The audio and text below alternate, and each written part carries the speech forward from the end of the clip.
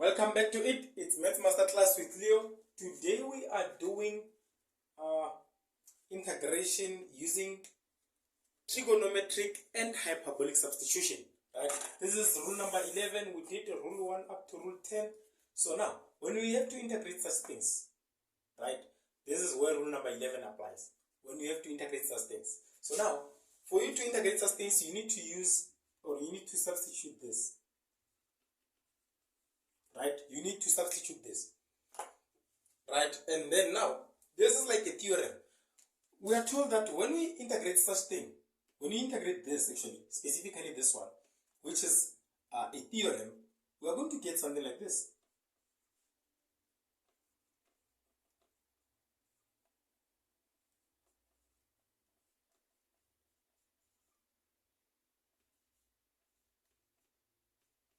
They say we are going to get something like this, not forgetting plus c, right? We are going to get something like this when we integrate that.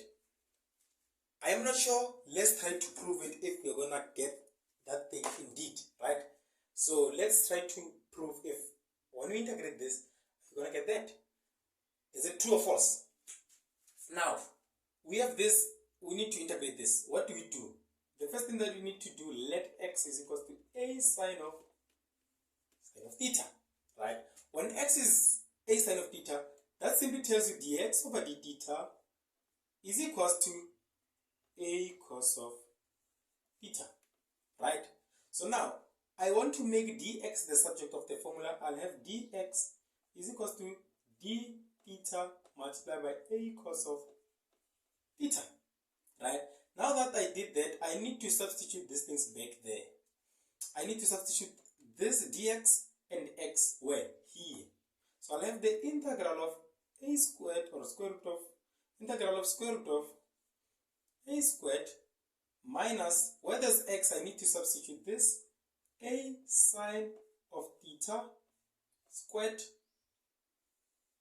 multiplied by d theta multiplied by a cos of theta, right? Now, I have that. I can expand this and have the integral of square root of a squared minus into a squared sine squared of theta multiplied by d theta multiplied by a cos of theta. Now, I'll have the integral of, I can take out a as the common factor, the integral of square root of a squared into, here I'll be left with 1, minus here I'll be left with sine squared of theta multiply d theta a cos of theta, right? That is what I'm going to have. Now, I know this from grade 11. When I have 1 minus sine square of theta, this is cos square theta, right? Is equivalent to cos square theta. Then 1 minus cos square of theta is equivalent to sine square of theta. This is knowledge that we acquired in grade 11. So now, what I'll do, I'll have the integral of square root of a squared into, this one can change to cos squared of theta multiplied by d theta multiplied a cos of theta, right? Then what will I have? I'll have the integral of what? When I put this, when I say the square root of a squared, I'm going to get a. The square root of cos squared theta is cos theta, right? Multiply by a multiplied by cos of theta d theta, right? So now, what will I have? This and this one will give me the integral of a squared cos of theta squared, right? That is what I'm going to have, d theta. Now, what do I know?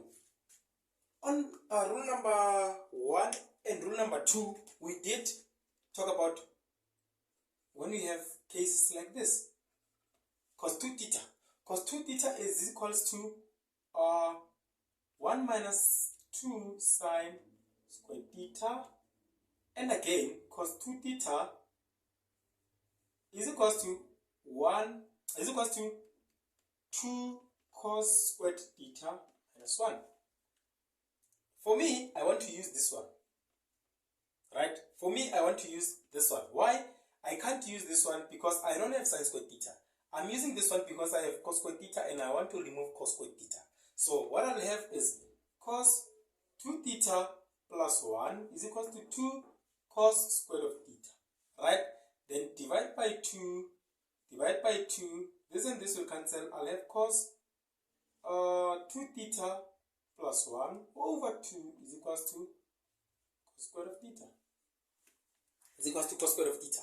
Right? So now, what I'll do, I'll say substitute this wherever I see cos squared theta. I'll have the integral of what?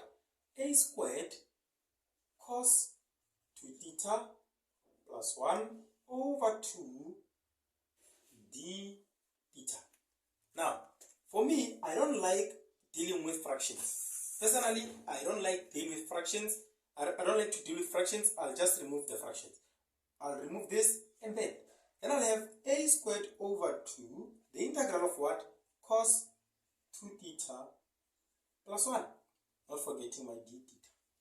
Right? Not forgetting my d theta. So now, what will I have? I'll have a squared over 2, the integral of cos 2 theta, it is sine 2 theta over 2 plus the integral of a constant, which is 1 in this case, is what?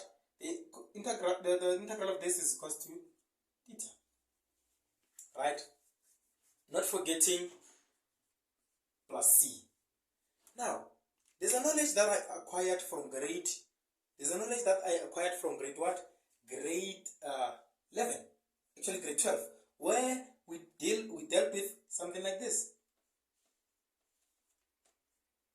This is similar to me saying right, so that I can do what? Remove this. I don't like dealing with this as it is. I don't like dealing with this such things. I need to deal with thetas as they are, like this, right? I don't want 2 theta, I don't want 3 theta, I want this. Right? I want to deal with this. So now, if I have it like that, what will I have? I'll have this will give me a squared over 2 into, substitute this, I'll have sine theta, actually it's 2 sine theta multiply cos theta over 2, right, plus theta plus c. That is what I'll have. So now, 2 and 2 will cancel. What will I have? I'll have, let me just erase here. Just erase there. Then I'll have a squared over 2 into sine theta multiply cos theta plus theta plus c. Now, I know the value of this. Remember, when I have this, I can just say, oh, just write it there. When I have this, I can just say this one is x is equals to a sine of theta. I have this. I need sine of theta. I need to know what is the sine of theta. Right? So I'll just say divide by a. Therefore, the sine of theta is equals to x over a. Right? Do I know this? No, I don't. But I know this. When I need theta, I'll just say sine inverse. Okay, I'll just say theta equals sine inverse of x over a. Right? I have this. Now, I want to find cos theta. But there's a knowledge that I acquired from grade 12 that says cos squared theta is equal to 1 minus sine squared theta. Right? But I want to deal with cos theta, not cos squared theta. What will I do to remove this? Introduce the square root. Then I'll have cos of theta is equal to root of 1 minus sine squared of theta. Right? Now, What do I know about sine? I know that sine is x over a. So I'll have the square root of 1 minus x over a squared. Right? This is what I know about sine here. Right? Sine is x over a. So now, I'll just erase here. We are almost at the finish line. I'll just erase there. Then I'll have cos of theta is equals to square root of what? Take a squared, because here what I'll have is square root of 1 minus x squared over a squared.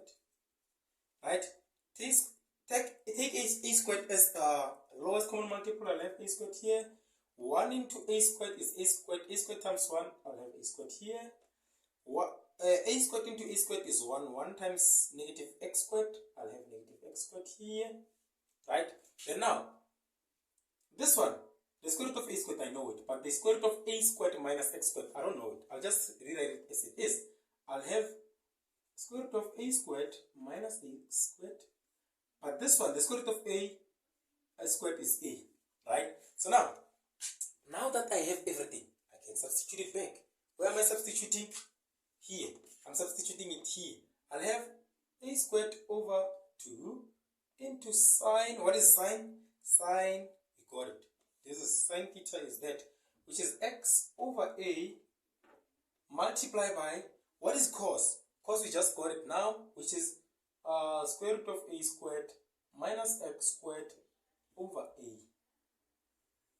Right? Plus, do I know theta? Yes. I know that theta is sine inverse of x over a plus c. Right? Plus c. So now, I can just say a squared over 2. This a squared multiplies this one. I'll have into x over a multiply square root of a squared minus x squared over what? Over a. Right? Plus, this multiplied by that, I'll have a squared over 2 sine inverse of x over a plus c. Right? Plus c. Then now, this one and this one is a squared, if you can check. A multiplied by a is a squared. Then they will cancel with this one. I'll be left with, okay, let me just write everything. I'll have a x squared over 2a squared, not x squared, but a squared here, right? Multiply by root of a squared minus x squared. Plus this one, a squared over 2 sine inverse of x over a plus c. A squared and a squared will cancel. I'll be left with x over 2 root of a squared minus x squared plus a squared over 2 sine inverse of x over 2 over a plus c. So this is similar to that. Or I can rearrange it for you so that you can see. It's the same thing. Let me just rearrange it quick. When I rearrange it, what will I have? I'll have a squared over 2 sine inverse of x over a plus x over 2 root of a squared minus x squared plus c. Therefore, this one and this one are in the same thing. So let me just get a question, then we deal with it first. Let me just get a question, deal with it.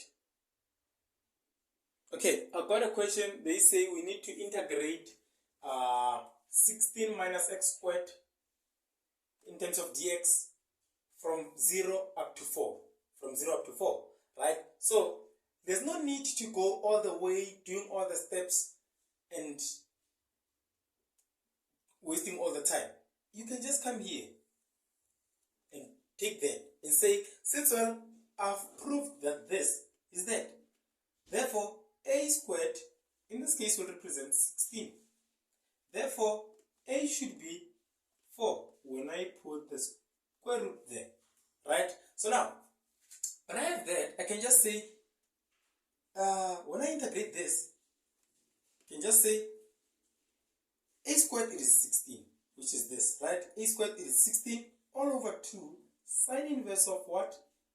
Sine inverse of x over, what is a? A is 4, right? Plus x over 2 root of a squared is 16 minus x squared, right? From 0 up to 4. We don't put c because you're given conditions. We don't put c because you're given conditions. So in this case, if I have it like that, I need to substitute my conditions.